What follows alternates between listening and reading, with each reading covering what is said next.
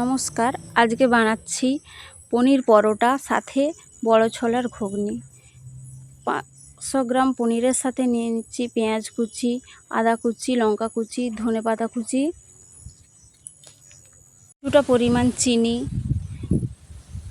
লবণ, তার সাথে দিয়ে দিচ্ছি ভাজা মশলা, একটু গরম মশলা আর জিরে গুঁড়ো আর একটু লেবু রস দিয়ে ভালো করে মেখে নিলাম।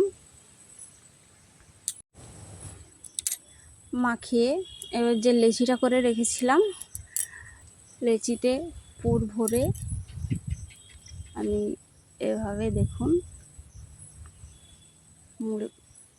মুড়িয়ে নিচ্ছি।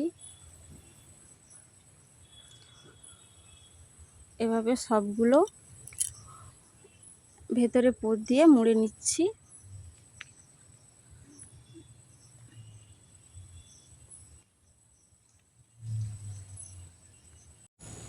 আটা দিয়ে বেলে নেব, হাতে আলতো করে চেপে, বেশি চাপ দিলে ভেতরের পুরটা বেরিয়ে যাবে এবং বেলনের সময় ধীরে ধীরে বেলতে হবে, বেশি চাপ দিলে পুরটা বাইরে বেরিয়ে আসে।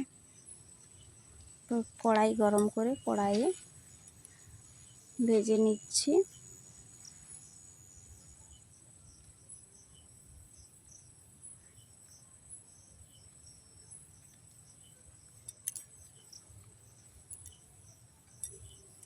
এই দেখুন ভেতরে পুরটা কিভাবে লেগেছে।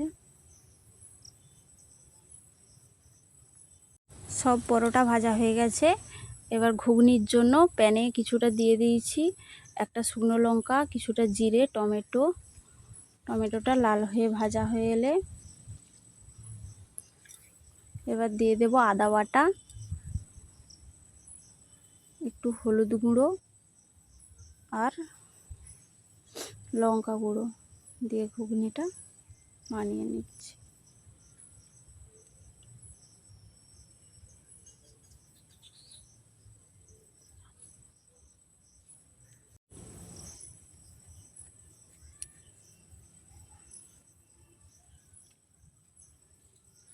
একটু কাসুরি মেথি দিলাম আর নামানো, একবার চাপা দিয়ে দিলাম।